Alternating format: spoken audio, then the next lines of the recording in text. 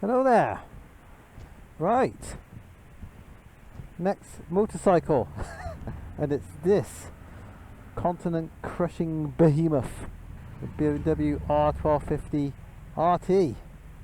Well, I'm all gadged up this time. I've got my phone connected to the bike. I've got the phone connected to my cardo, which is good. And I've got Kanimoto running. And it should have a little route plugged in. I just don't know if it's going to work, so let's go riding and find out. Okay folks, here I am after having ridden the BMW CEO4 electric scooter earlier on today. I'm now out on rather the opposite in terms of a motorcycle or two-wheel vehicle's intended use, from a little urban mobility specialist like the CEO4 to a super long distance tourer. I have, if you've seen any of my videos before, ridden the R1250 GS, and I own an R1250R naked model, so I've been around the old Boxer range, but it's finally time to get onto the RT model. The first impressions, now I'm riding, wow, that feels strangely easy to flick. I can see why this is a popular kind of police bike. It is flickable. Now it all feels fairly familiar to my R. The handlebars are maybe not quite as wide or as high as I expected. Yeah, I could almost do with them being a tad wider, and I'm not a very wide guy, but anyway, I think it's just a matter of getting used to it. No biggie. The seat height certainly is higher. I'm not sure what seat is on this bike and whether it's an option or not, but this bike has a fair few toys on. I suspect it's pretty much fully loaded. We've even got the panniers and the top box, as you might have seen in the first bit of the video. I had to go away and ask for help to find out how to open them. I feel pretty stupid. You'll see that later on. Really easy when you know how. Riding position then, let's sort out the ergonomics, shall we? With me at 5'7", 32-inch inside leg, not the tallest guy around. I feel very upright, and if I sit forward I'm extremely upright, but there's actually quite a lot of space on the seat to move forward and backwards. A lot of space actually, which is good, because touring motorcycle riders come in all shapes and sizes. Okay, the balls of the feet on both sides are down at the same time. I can get my feet flat on the ground, but it's you have to do a bit of kind of gymnastics with your legs to get them into the right place. Like I said, the seat on my naked model is lower, so it's much easier to get my feet flat-footed on the ground. Hello. Well, if you see my R1250R videos, you know I love the engine, and this is the same engine, same power output. As far as I know, pretty much the only difference really is the final drive gearing at the back of the bike, or you know, around about the shaft drive area. This one's slightly higher geared for you know, more relaxing revs when you're cruising along. This engine is a great engine. It's a lot of fun to ride if you like it, I suppose. The thing is, yeah, I'm sold on this Boxer engine. I really enjoy it, but some people think, well, it's not a 4-cylinder, so it can't pull very low revs in high gears, or the gearbox is just not smooth enough for with the price that they're charging. Both complaints I do understand and do accept. So anyway, impromptu slow speed examination here really, and it's all impressive, and the suspension is also very well damped. Earlier on I was riding the CEO4 electric scooter, and I did find that that kind of crashed and banged a little bit over potholes and sunken manhole covers. Wasn't quite as comfortable as I was expecting.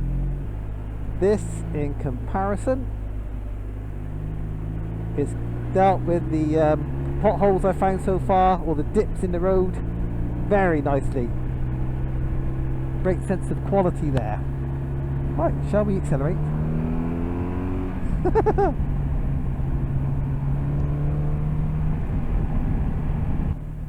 Yeah, the engine pulls well. I can feel it's not quite as manic maybe as my R1250R. You know, it's not super bike quick, but I think it could surprise you. Look at this screen here, that's just pure luxury, isn't it? I am very impressed with the display, the clarity, the size of the fonts, easy to read, and if you can't read that, then you shouldn't be riding a motorbike anyway. Just wait for the truck to get away from us. I'm gonna have a little bit of a boogie down this road. Now, one thing I want to look at is suspension. Now on my R1250R, I do have a kind of a quick access suspension button, but I haven't got that on here. So, do modes let me do anything? No, mode just takes me to road, dynamic, eco and rain. Settings, assist, damping. I've already found road is a little bit soft, especially for a road like this, I think. Oh, interestingly, excuse me while I bounce, I can feel the difference between damping and road mode just doing this. I don't know if you can tell. I'd love to put a camera on the road over the way there and show you the difference, but it's not the best place to stop. But anyway, yeah, the bike is very bouncy like this, and when I put it in dynamic mode, definitely firmer damping of my bottom going up and down on the bike. Alright, stop messing about, let's go, shall we?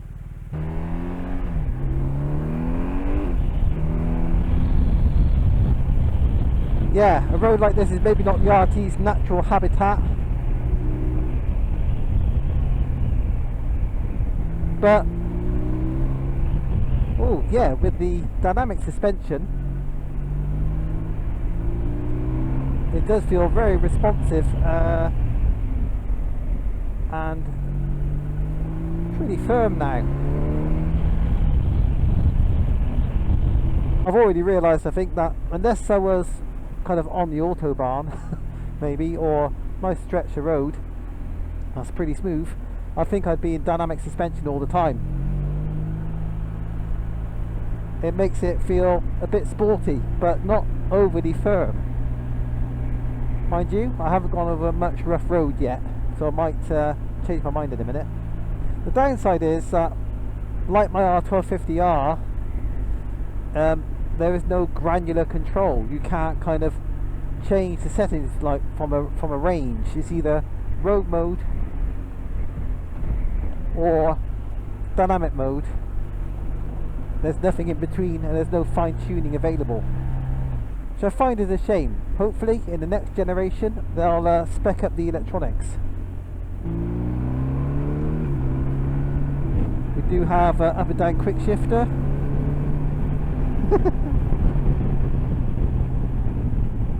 Careful not to get out of your depth, because it picks up speed without much hesitation. Yeah, this bike could be hustled a bit. Because I'm so new to it, I'm braking a bit early for bends and slowing down a bit more than I need to. But it hangs together well with this dynamic suspension mode. I'm actually enjoying it. It's a lot like the GS and a lot like the R. It's kind of surprisingly nimble. As you go around slow bends, like round a roundabout, it does feel a little long. They don't quite turn in as quickly or hold a line quite as tightly as you might expect or hope. But no actual problem with it, just an observation. Hopefully this demonstrates that if you're thinking of buying an RT, but you're saying to yourself, well, okay, an RT is my touring bike, but I'll still need a fun bike I can kind of throw around the back roads. This can do it with limitations. So as long as you bear that in mind and try not to be the last of the late breakers, it could be a lot of fun. So this bike, unlike my R model BMW, has got the Telelever suspension, Now, I can't say I've, you know, explored the limits of the handling in any way, but it doesn't seem to feel any different than a conventional sprung bike so far. Well, let's see. Supposedly they resist dive when you go on the brakes, so let's brake and find out. Oh, yeah. That is quite nice. Yeah, I'm going to brake again. That is very strange.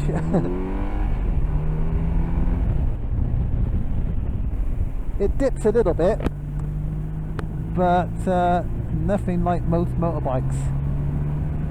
I do quite like that.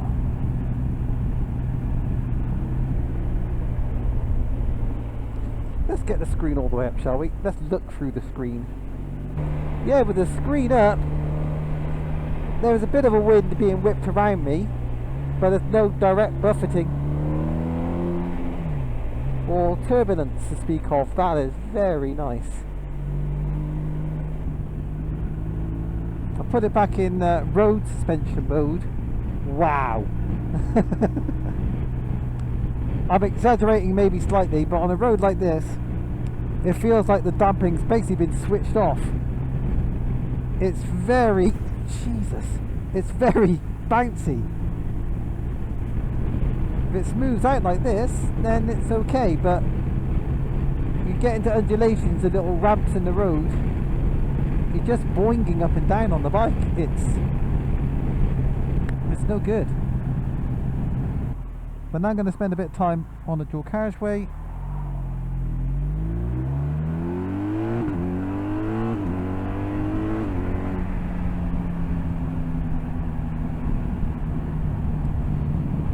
So I've got navigation going on in my ear, but I'm going to ignore it because it wants me to turn off and go into something more twisty. But no, let's stay on the dual carriageway for a while. Let's play with this screen. Just trying to get the noise of the wind blast off the crash helmet. That's good. That's very quiet. Yeah, with the screen up above eye level, for me at 5'7", almost all wind noise has been removed. It's uncanny. It does feel strange. It's just the it's just this turbulence being whipped around the back. What would that be like with a passenger on board? Would the wind be trying to separate us, I wonder? Right, this suspension, I still feel like the bike's bouncing up and down on both sets of suspension at the same time. It's not good. It doesn't feel like it's well controlled at all, so luckily I can change that while riding. I was speaking to somebody at Lind earlier on. I'll actually link his channel because we realised we both have YouTube channels. He's got an R1250 RT. I think he said he's done about 50,000 miles on the bike in 5 years or so. Extensive travel around Europe. And yeah, he loves the machine. It's a keeper as far as he's concerned.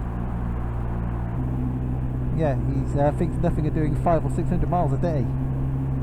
And I can see why. One thing to be aware of, this is a heavy bike. A couple of times I've come to a stop, put my foot down, there was also at a bit of an angle, and then you do feel the weight, and you do feel the weight pushing down on through your feet. So make sure you're quite upright and level when you stop, especially if you've got diddy legs. I'm afraid it is a tad windy, well, quite windy. Oh, I've left the lights on. Hold on, let's have a quick look at the lights then, shall we? So I just noticed the fog lights down there, all the driving lights, riding lights. There's the DRLs as well.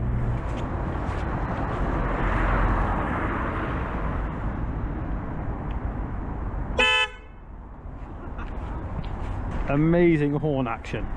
The RT model's been around quite a while, and now we have this refresh model for 2022 with this huge screen. Just absolutely glorious thing. But you go right on the old whiz wheel. You can scroll through some settings on the right hand side. If my phone was connected to the bike without being connected to my headset at the same time, I would have access to media and BMW navigation, but that's not the way it's set up right now. Basically, when my Cardo headset is connected to the phone, the BMW can't connect to it at the same time for media and navigation. That's what's going on. Pretty fully loaded. This is what I saw, what I showed you, I think, with the suspension. If I get into the menu, got the assists. So yeah, damping, just road and dynamic.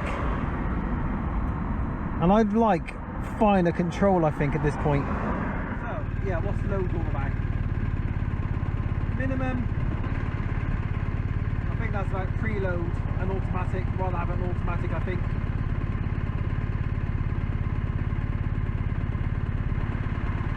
I just remembered this bike's got adaptive cruise, not just standard cruise control. Yeah, this bike's got all the toys. The price I'll put up on the screen around about now. Oh yeah, and you got these bad boys as well, the old luggage that show you what's going on in there. Now it's central locking, so if I push this button here, that symbol appears, and I cannot access the luggage. So if I unlock it, get down there, push down, leave that open. Well, hello then. Then we've got a fair amount of space in there, and somebody's t-shirt apparently. But yeah, that's left side, top box. It's all nicely damped. Even got a carpet on this one. Any different in here? Well, that seems like same size, no odd shape sizes going on as far as I can see.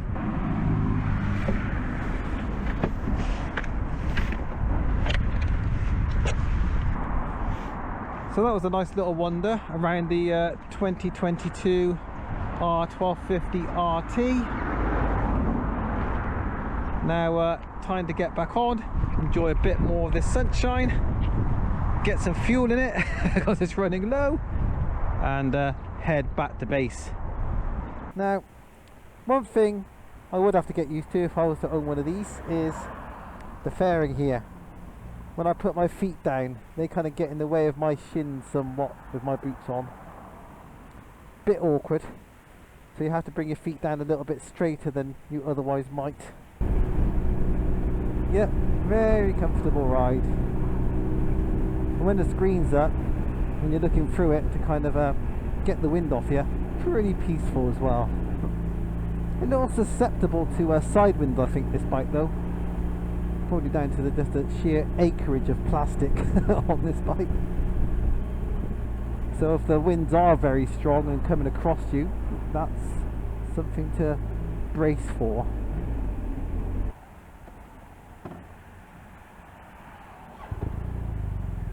I do find that the side stand, when it comes to bringing it back in again, it's quite far forward, it's quite difficult to reach. Not quite sure about that. Now, one thing I haven't mentioned yet, vibration. Not really, nothing to speak of. I do feel it thrumming through the handlebars when you open the throttle up. So when you ask for a bit of power, you feel it. Bit through the bars, bit through the seat. But it depends on the revs. Sometimes the revs will drop off from the handlebars. You don't feel very much with the handlebars at all. Now on the fairing infill panel on the left hand side here, we have some shortcut buttons. One lets you repeatedly set the heated grip level. Keep on pressing it, goes from 5 down to 1 and then off again. The second button is seat heating. Oh yes, we have seat heating available. For both the rider and the passenger, but I think the passenger seat possibly only has 2 levels, and they adjust it themselves underneath their bum. The third button gets you into basically the main dialogue for both heating options, the grips and the seat.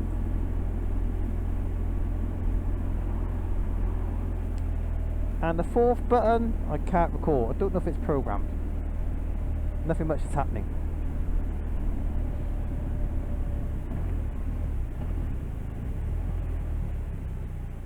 No, the fourth button's currently not programmed for anything, I think. So yeah, I will say, if you're used to maybe Japanese bikes and Italian bikes, Quickshifters, yeah, this isn't the smoothest around. In fact, it's probably one of the worst. Not that it's actually bad, it's just not very smooth. Not unless you're using higher revs. Having said that, I'd rather have it than not have it. One thing I wish this bike did have is Android Auto and Apple CarPlay. Essentially, I won't be able to control the phone from the bike. So yeah, I think that's the missing link really in terms of connectivity and 21st century conveniences on the motorbike. Haven't mentioned the fueling. I think it's because I'm used to the platform and the bike basically, because I own the R1250R. So apologies, you might have been interested to know what the throttle response is like. Very good is the answer. I'm now in dynamic throttle mode, and yeah, coming on off the throttle, there's no lurching at all. Pretty much what I find with my bike. Yeah, so I'm happy with the way the throttle works. The throttle is quite light as well. The clutch is light, by the way. That's hydraulic. But yeah, overall, happy with the throttle response, the fueling, the clutch, basically the controls, spot on. Fortunately, it's now Friday afternoon, 4:30.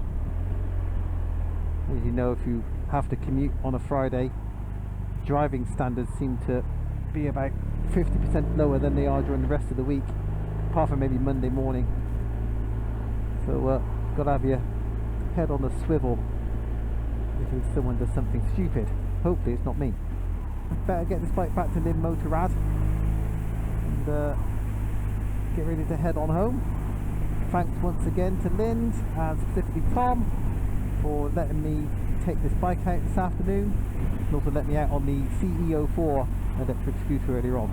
What a nice day to have. Summing up this bike then. Well, can I sum it up? I haven't been on it long enough to really sum it up, let's be honest. But, you know, I've got a fair bit of familiarity with this platform. The thing that surprised me is just how it can get a wriggle on the back roads as well. Like I said, as long as you don't leave the braking too late, it gets down the road really nicely. I think it might surprise people who might have a certain opinion of the RT model without having ridden one. So yeah, flickable, comfortable, well appointed if you've got the money, if you want to do a lot of miles, but also want to have some fun on the back roads. This bike can be the bike if you're willing to live with the weight of the thing. Now there are heavier bikes out there, so if you're kind of downsizing from a bigger Tourer, yeah, I think you might just be surprised about how much fun this bike can be. But like I said, if you're used to a bike with more cylinders, this bike isn't maybe quite as tractable as you would imagine in high gears at very low revs. But if you avoid those, like I've had to learn to with my 1250, then you'll get on very well with the engine, I think. So would I take this bike out on a second date? Damn skippy I will. There's so much more to learn about this bike. I'd love to take this on a longer trip somewhere. One day, when I have the pull, hopefully I'll be able to take bikes on long-term loans. If I can take this on a nice 1,000-mile journey somewhere, that would be good. Well, hopefully you found this ride interesting, especially if you've been looking to buy one of these models. Hopefully I've answered some questions. If you have any further questions or anything that I haven't answered during the ride, which I'm sure there's plenty of things I haven't talked about. Just drop me a line in the comments and I'll do my best to answer them. But until the next time folks, take care of yourselves and hopefully I'll see you in another one. Ta-ra!